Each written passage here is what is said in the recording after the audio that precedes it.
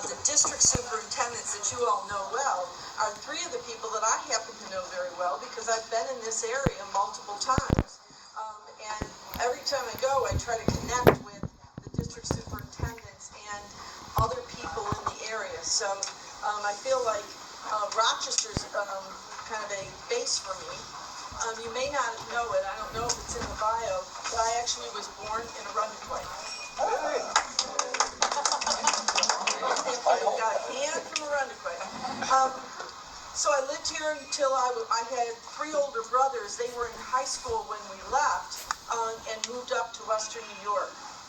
So I'm a native of New York. I actually did all of my college and graduate work in the Buffalo area. I went to Damon College undergrad. I went to University of Buffalo for a master's degree. And I went to upstate for a second master's degree in K-12 reading. And I did that basically because my high school kids in social studies couldn't read. And I thought, can't read, what are you going to do? So if I was going to have them in social studies, I needed to figure out what I needed to do to make that a more meaningful situation for them. So I lived in the Western New York area and actually taught at Sweet Home for 17 years. And in '86, I left there and moved to Tampa and had started as a teacher in Tampa and moved into 8 different administrative positions.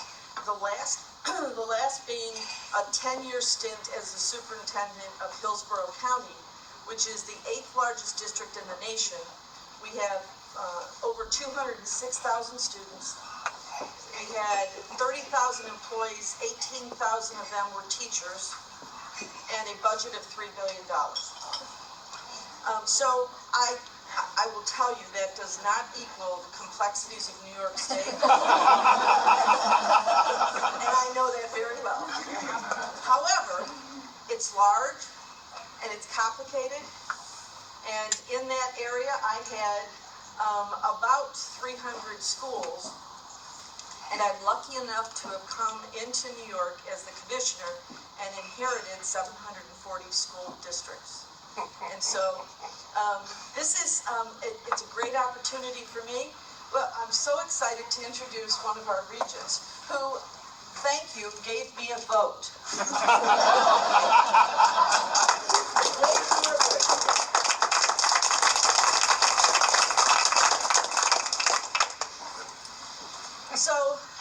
So people are saying to me, and several of you came up and said how brave you are. Boy, this has been a big job and you jumped in. I have jumped in. I am a person that has a lot of high energy. My normal day in Florida started at 6, and I gave everybody in the State Ed Department a break and we started 7. So I will say to you, there is a lot of work to do. I think you all know that, you're living it, and truly over the last, since July 6th when I became the commissioner, I have been throughout the state visiting and speaking with parent groups, with school board groups, with teachers particularly, and with administrators, both principals and superintendents. So I've gotten a lot of opportunity to get feedback on things that are happening here. I have seen some incredible work in New York. And I want to say that and underscore it. I was here yesterday at Monroe Community College, and your technology center that I got to view was just a spectacular resource for Monroe County. The school itself is, but I would say to you that Dr. Kress and what she's put together at that school is an incredible thing. And we plan to share those great experiences and opportunities that are available in some areas and spread those to other places across the state. I will tell you, I come from a long history of equity and excellence. And so everybody having opportunities for excellent programming and the things that can make a student's life much better and much more driven to success is what we have to do in New York. And as I said, we need to make sure that what is available in one place is available in many places, and that's choice for students if they want to participate in a program like the Technical Center there, or if they want to take advanced placement courses, and if they want to graduate early and whatever they want to do, if they want to do things virtually, we have to figure out the ways to provide opportunities. So I'm going to go through a number of comments about things that I think are pretty important that I have learned from New Yorkers. And then I'm going to open it up to questions. And so you'll have an opportunity to bring that burning question up in front of our group, and hopefully I'll be able to respond. But if I can't, I certainly will make sure that I get back to you. So one of the things that I want to also bring attention to, and actually Regent Norwood is the one that brought this to my attention, and that is the poverty initiative that you in Monroe County are working on. I think that is one of the ways that we, in fact, as educators, can support great things happening for all students. And it's difficult sometimes because smaller districts that are in the suburban areas or even in the urban areas can get kind of insular and think, you know, everything is like we have it. But we have to all, as educators, I think, be concerned about what's happening in our entire community. And that particular initiative with Majority Leader Morelli and people, you know, like Wade, I think is really an incredible opportunity that you have for your community. I hope to become involved in that and to support the efforts to make sure that people understand these opportunities of breaking down silos between entities within a community can just make the resources be so much more powerful for all students. So we're very excited about that. I think one of the things that is important to, when you think about education, and if any of you Google me, you'll see my history in Hillsborough. A little bit touchy at times. However, I am a person that's really dedicated to improving what happens in every classroom. And you do that by supporting teachers. Okay? I don't think there's any question about that. It is clear. All of the research indicates that a teacher is the most important determiner of whether or not a student has a good year, a student moves forward, and that they have their needs met. And whether that's a classroom teacher in an elementary school who has that child all day long, or whether it's the history teacher in 11th grade who has that student, every opportunity that educators have to provide support for students in their classroom, that's the most important thing for them. And you know, sometimes that is not an easy job. So the last time any of you were in a classroom teaching, raise your hand. It was the last year. Last year. Okay, we don't have a lot of practitioners, recent practitioners, but I will tell you, every single day, going in, being up, being able to address the needs of kids, and being focused on what has to happen is a tough job. You might want to think, and I don't know, maybe we could do this in Rochester as a model, but we used to have in Hillsborough a CEO principal day. The CEOs went in and became the principal. They kind of shadowed, but they were given things to do. And it was an eye-opener. Their job looked like a piece of cake when they walked out. And when you think about what a teacher is doing, the principle that makes the environment for that teacher positive and productive is extremely important. So there are two things that I can tell you that I've been very involved with in my career. It is support for teachers and support for principals. And those of you who read surveys and get Ed Week and all those kind of resources that kind of tell us how things are moving in our world, people will tell you, and it comes out clearly in surveys, that the reason that a teacher stays at a school, no matter how difficult the situation, is because of the teacher, or the principal, thank you, because of the principal. It's a huge determiner of how we can then put together the kind of staff that we need. And I would suggest to you, and all of you, I know we're talking earlier about superintendents, I would suggest to you that the way that things happen for principals is because you have a superintendent that makes things work, right? And this whole connected system that we have has to be agile, and unfortunately that's not the case always. SED has to be agile. You know, one of the shifts that I'm working with, and I have some staff coming in to be part of the team there, is to make us responsive and support what's happening in our districts across the state. And interestingly, with 740 some, there are lots of differences, right? The system that we have of district superintendents, I think, is a very viable one in a large state like New York. It gives a lot of supports to those districts, but we've got to make sure that we shore up and make available the resources that are necessary. So I'm kind of going to throw out my comments because I have the impression that there are people here that would like to get to the questions. The one thing I want to tell you that I think is pretty important, I am a strong believer in high standards. We're going to look at the standards in New York State. That is a reasonable thing to do.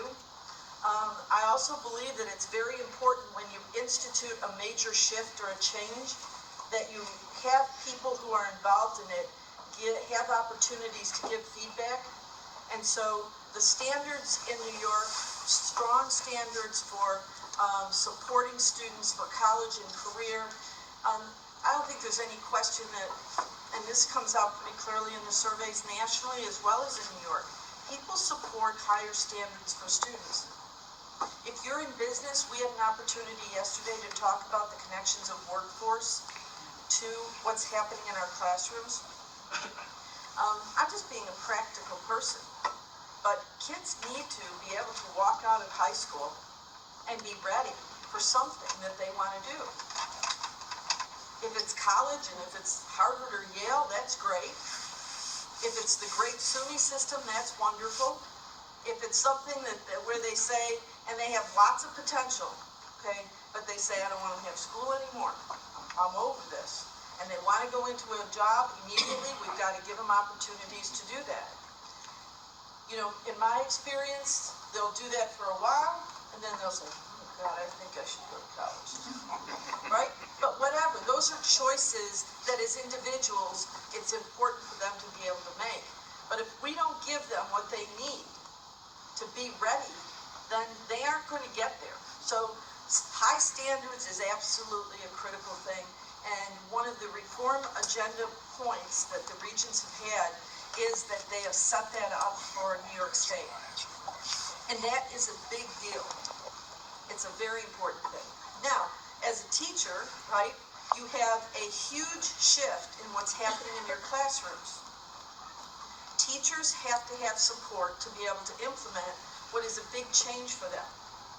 So I'm very, very supportive of the programs that New York has had, and I think we should continue to support both teachers and principals. Doing that, and by the way, I'm also supportive of evaluation, because I developed an evaluation system in my large district in collaboration with teachers, where teachers were being observed, and they were observed by their principal or their administrators at their school, as well as a peer evaluator, a person who was part of a selection process between the union and the administrators, came up with people who were experts in their field, and they evaluated people, all the teachers in our district. And then our system put together a formula that allowed for student growth, all part of this, and a teacher was given feedback on how well they performed in their classroom with multiple observations and multiple opportunities for evaluation and assessment data. Now, what I can tell you is that's a tough hill to climb. But ultimately, after 4 or 5 years, our teachers were using the data that they were getting and the feedback they got from other experts. They were getting the staff development they needed, and ultimately our students were performing better than they were before that. And what we have to get to, I think, in education is we aren't going to make this better by the end of this legislative session. Okay, everybody needs to understand this is a process, and a process doesn't happen overnight. And the thing that I think is really important is that we pull in the practitioners to be part of what we need to do to move forward and to get better. So, as I taught history, the first day, kids didn't know about world history. By the end of the year, I expected, and everybody expected, that my students knew more than they did the first day of school. I think that's a reasonable expectation. And as a teacher, it never bothered me to know how well my kids were doing. So I think we've got to move forward on saying that there is a place for assessment. There's a very, very strong reason to give feedback to teachers, and that feedback should be productive so that ultimately we have the best people in front of every kid in the state of New York. The best. And that isn't going to happen without people feeling some pressure. Not overwhelming, but move and change is tough. And those of you that do it in your regular life, those of you that do it at school sites, superintendents that are implementing things in their school districts, you know it is tough to make change. And the more people you have that you're working with, the harder it is. And so we have a lot of work to do. I'm very excited about the opportunities in New York. I think we have accepted the fact that we have to do better. And unfortunately, there are places in this country that haven't. And I'm very happy to be part of the New York system that has. So thank you very much for having me and for this invitation, and I'm going to open it up for questions.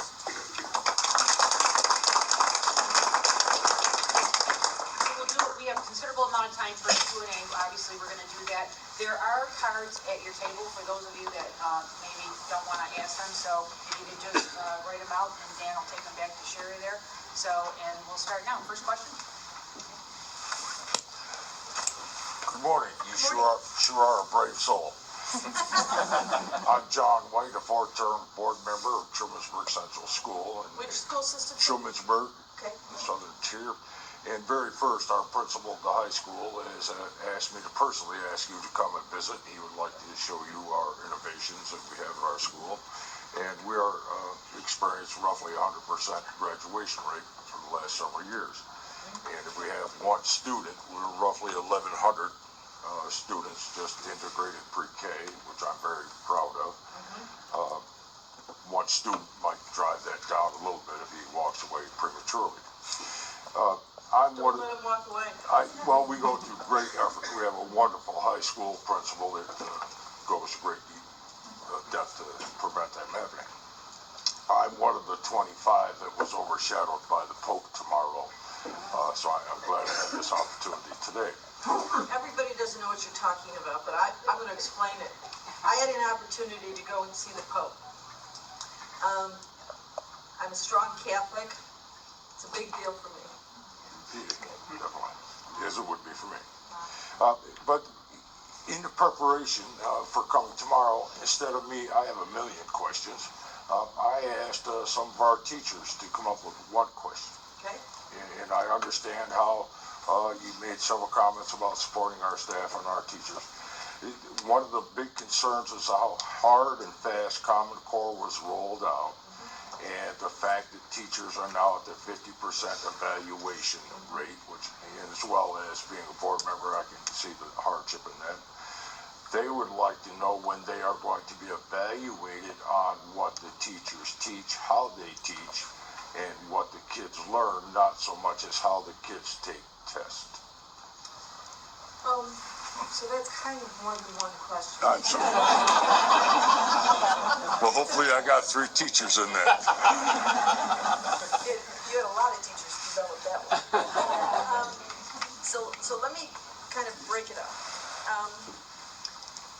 So you know how when there's something in your life that you're doing and it's a big thing, right? It's a big change and you're moving forward.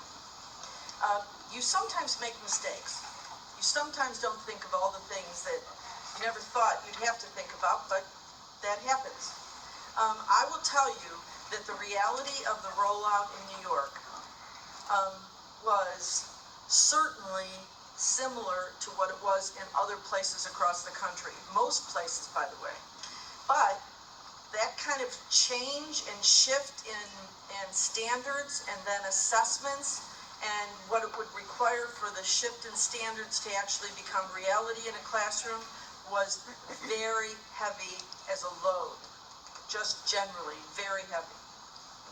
And what happened was, because you put in standards, and because it takes time to shift practice, particularly when the standards require a very different pedagogical approach, that it takes that time of doing that for the hundreds of thousands of teachers in the state of New York. They didn't have the time. I mean, I'm just pointing that out. That takes time, and they didn't get a lot of time.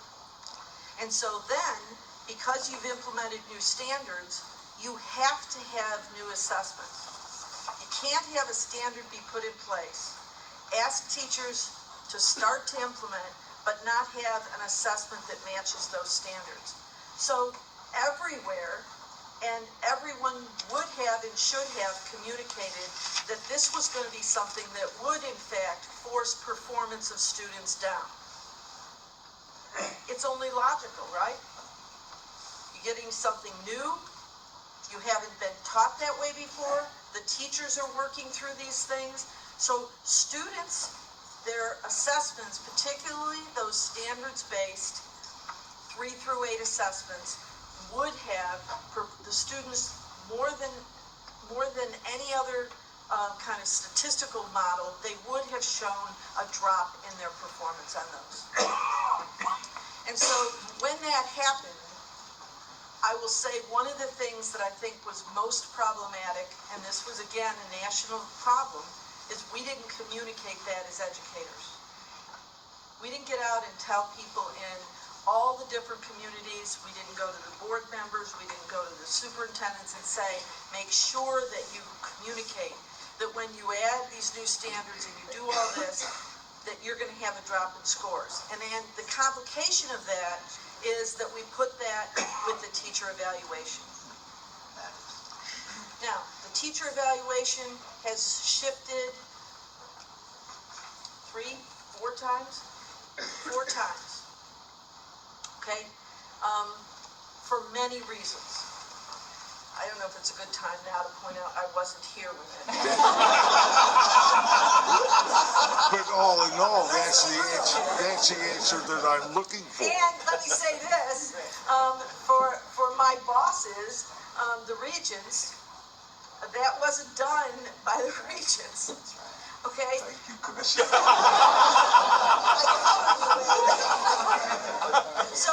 So the reality is, we have a situation that we have to assess this situation, and we can't, this post-mortem, okay?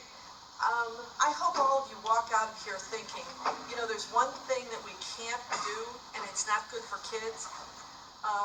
You can't concentrate on what's behind you. And you cannot concentrate on all of the negative stuff that you can't fix now, guys. I mean, we're beyond it.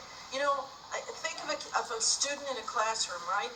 If teachers always kept in their mind what happened yesterday with their students, nobody would move forward, okay? Because all 26, 28, 15, however many a teacher has, all of those students are going to do things that they wish they hadn't done and the teacher wishes they hadn't done. But you can't concentrate on before, and you have to say, here's what we have, what are we going to do to move forward? That being said, we had a very high opt-out rate, which I supported. I'm shocked. Don't be.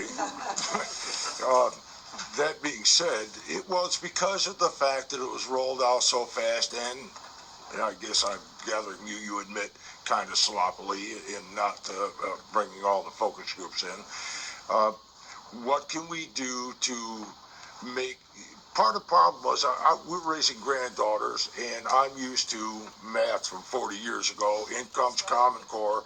I did math last night, and I called the teacher. I'm sorry, as much as I volunteered in your classroom to learn Common Core math, I didn't get this. And I'm 61 years old, and to tell a teacher that I don't get this, I'm a board member, I don't get this, tell my granddaughter I don't get this, somehow we have to find a way other than get on your computer, engage New York, to bring parents into the fold. And as far as the opt-out goes, that is the only tool that parents have to say, what about us? What about bringing us in? And this, and I support it just for that, because of the evaluation, because parents weren't brought into the fold. And now it's kind of like the state is taking over our educational system, the federal government, and they've let the parents in the ditches. Okay, so I'm not going... No, I don't want you to. I'm just saying to you, I do think that it's extremely important that parents understand, first of all, why we are changing standards.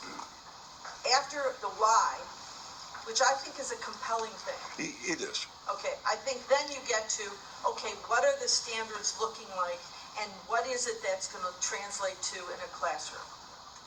And we didn't do that. I will tell you, in my county in Florida, when I sensed this, I had a group of parents that had no problems calling me on my personal cell to tell me what they thought. And when I started sensing that this was happening, I went out and I did 12 to 15 meetings, and I showed the difference in the old math and the new math, and the old test questions and the new test questions. And it calmed down. And then each one of my elementary schools had programs in their schools to have parents understand this is the shift in mathematics. And I think those are some of the strategies that we're now putting out in a toolbox for district superintendents and principals, so that they start thinking, what is it I can do so that I can bring my community forward with me, and with the teachers, and with what's happening in the classroom. And I think those strategies are very powerful to have people sit back and say, hey, I do understand why it is important for kids to understand different functions within math and not just how to get the answer. And when you do that and the light goes on, then they can take a deeper breath and calm down about it a little bit. But I understand the frustration. I used to say to parents all the time, this is different than when you went to school. That's one of our issues, that we haven't taken that into account. And I think we've got to be more proactive on that. Thank you. Hi, I'm Ed Lopez, General Counsel of the Rochester City School District, and I'm heartened by your comments, because I go out all the time with Walden Vargas to visit schools. And when teachers are talking to us individually and frankly, they will say to us that they like the way the Common Core helps students think. What they don't like is the fact that it is tied to their evaluations down the road. And so I'm going to urge you to go out and preach like you've been preaching, and also not to throw out the baby with the bathwater here. Because I think our students need to learn differently and need to think as opposed to memorize. But at this point, I think the attack is there more because of the tie to the evaluations to teachers as opposed to the standards themselves. Yeah. Well, let me respond. So there's a number of things that you said I'm totally on line with you, okay? I do believe that teachers, when you talk to them, I've been in multiple classrooms. I was in a third grade classroom in Niagara Falls, like right near my home, and the third grade teacher was talking to me about how she really felt that when students could talk over in their classrooms among themselves and then with the teachers in their groups and then in the large groups, she said it was just pushing learning to another level. Okay, so I'm hearing the same thing you're hearing.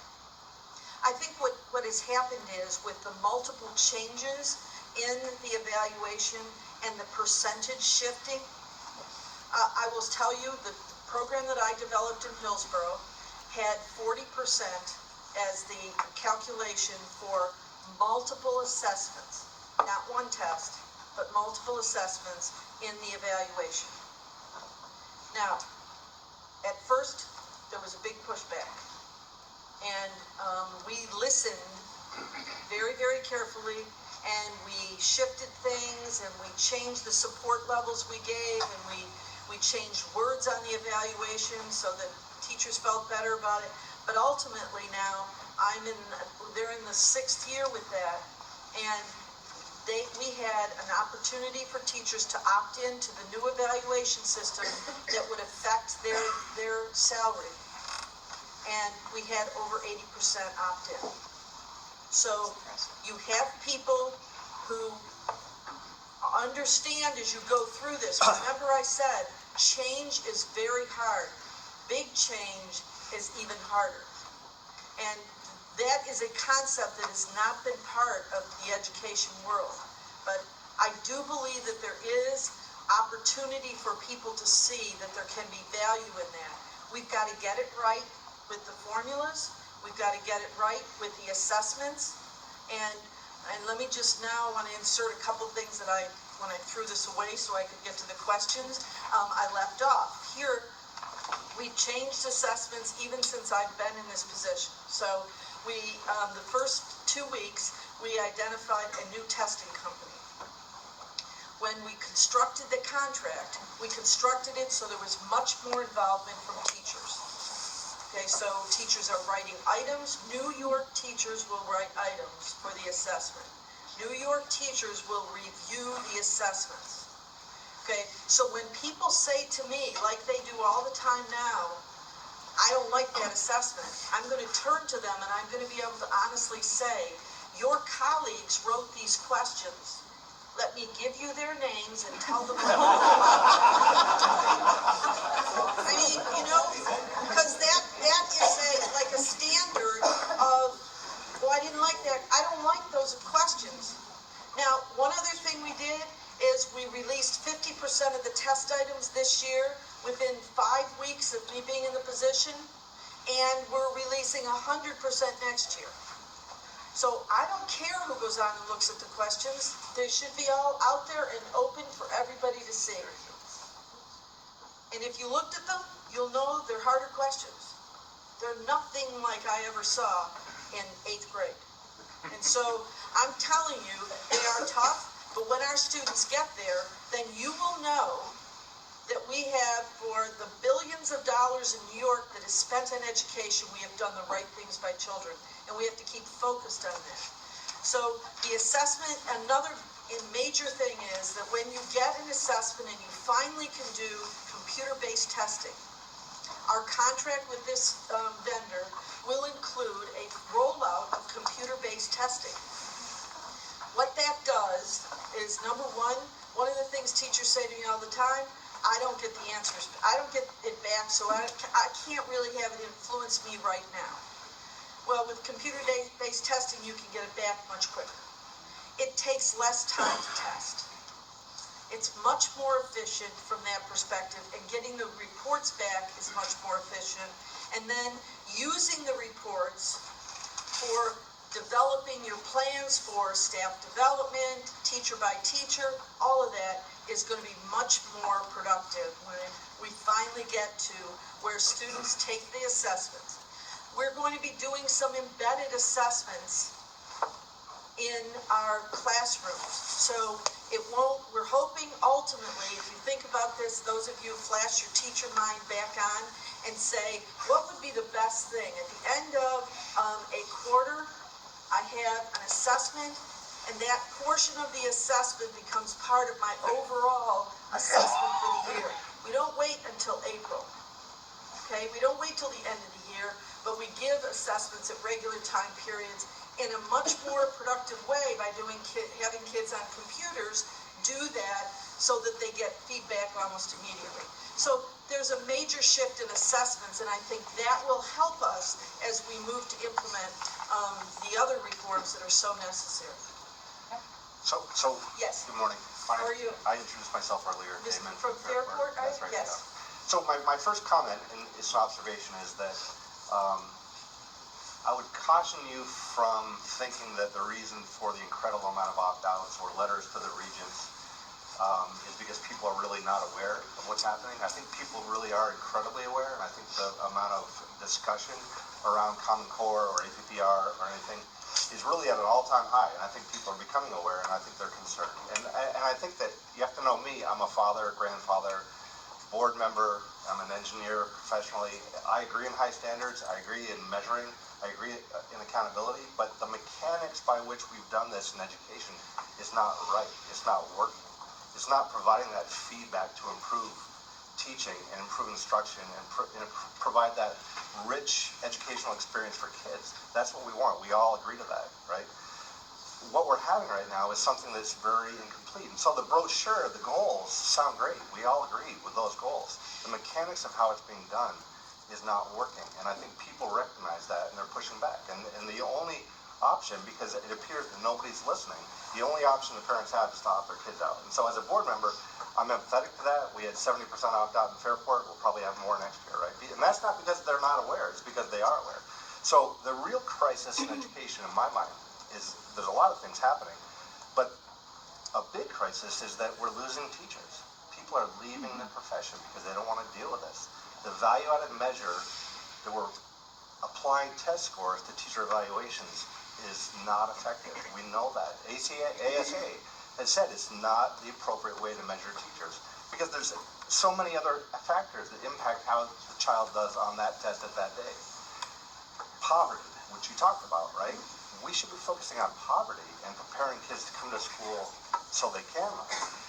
But we're blaming teachers for social poverty that's happening right now, and it's really not their fault. So I think that we have to really look at that. The education programs in New York State, the dramatic decreases in the amount of people that are going into education. People are pushing their kids away from the profession, and that may not be the crisis now, but that will be the crisis in 5 years. So let me respond to a couple things.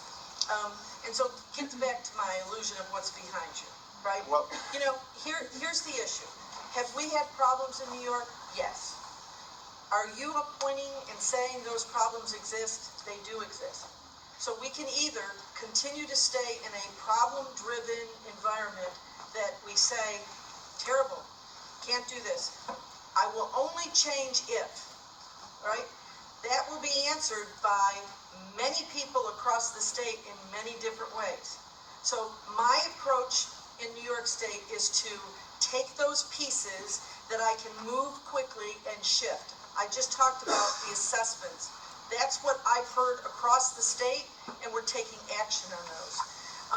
I've heard what you said, that you think that this is a terrible situation, that teachers have any test scores tied to their... Not any. But increasing it from 20 to 50%, and the Regents is voting to make it permanent. That's incredible to me. That's incredible that that's happening. Okay. I'm sorry. So let me point out one thing. The Regents did not change it in any way from a 20% to a 50%. The law changed it. Okay, the law. Okay, next What does that mean? All right. Vote, don't support it. Violate the law. Vote against it. Violate the law. You're voting. Dan, I know you have a question in your hand. Go ahead. Commissioner, the question is, Hold on. Dan, wait a minute, I can't hear. I apologize. Go ahead. The likelihood obtaining a hardship waiver for their APPI. Yeah, I've been very open. I've talked to the district superintendents about this and said, if in fact a district is working to implement, right? That is, you are working with your unions, you are meeting with them, you have documented that. I have said that is the proof that is necessary to be able to say you have moved along a pathway of trying to solve the problems in your district. This isn't going to be done quickly because it's a big deal, and we all understand that. And so if that is documented, then I'm not going to refuse to give a waiver for those districts. Now, if someone came and said, well, we met, okay, I can't, as a commissioner, take that as the word. So I've urged all people in the state. I've met with a lot of superintendents, and we've had multiple meetings. My staff has had meetings across the state, and the DSs have. And so the reality is everybody needs to take that back with you, that if you're going to be doing a waiver, document the work that you've done. I think that's a very helpful thing. I think it can help as you're moving and working with various groups in your community to say, let me make sure that everybody knows this is where we are, this is what we've been trying to do, we're not there yet. But we legitimately have been working on it. So waivers aren't going to be an issue if it's a well-documented request for a waiver. There was somebody over there? Yeah, my hand was up. Thank you for coming here today. I want to introduce myself because I think I'm a stakeholder in every sense. I am a new board member in Grace. We are the largest suburb. In the last 10 years, we've seen our poverty rate double to about 50%. So we're going to have some big challenges. I am a teacher. I teach seventh grade English. I've been teaching for more than 10 years. I've been on an extended child care leave, which is able to be here today. I have a 1 and a 3-year-old at home. My 3-year-old who just had additional services added, so now he's receiving 3 services through preschool education. So a few minutes ago when I heard you say that we're not going to make this better by the end of the legislative session, my blood runs cold a little bit and I start to tear up because my child's not a guinea pig. Our classrooms are not petri dishes. And then when I heard you speaking about online testing, I will be opting my child out of anything like that. That is not what education is. As a new board member, I've been hearing about all of these incredible programs where we're finding out through computer testing that a second grader is reading at a kindergarten level. And I'm saying, no, I want an adult teaching my child how to read. If I have a second grader who doesn't know their letters yet, I want a teacher drawing my child close and helping them. Don't learn that way. Steve Jobs didn't even let his own kids play with iPads. There are studies coming out in the last 2 weeks that computer use in schools is linked to lower results. It's not what our affluent communities are doing. Our affluent communities are moving to play-based instruction. They're lowering class sizes. I have teachers who I represent in Greece who are contacting me saying, my class has this many students in it. My daughter, who's a first grader on the other side of town, has 10 less. So I guess the question in here, I have 2. I'd like to know who in Albany and who of our regions really believe that 65 to 70% of our kids for the last 3 years are failures. And what are the implications if yes, 65 to 70% of our 3rd through 8th graders are failures? What candles have been snuffed out? What doors have been closed because they've been told year after year, you're not good at math and English? Because it's implicit, it's there, they're giving you extra support. So I would like you to have that background, and then, do we believe these results? Okay, so let me address one thing just to clarify. When I say computer-based testing, I'm not saying that in any way that diminishes the important role. In fact, I spent most of my comments today telling you I am convinced that the way we're going to move education in this country is to value teachers. And when you say that teachers aren't valued, let me say this to you. That is not a phenomenon in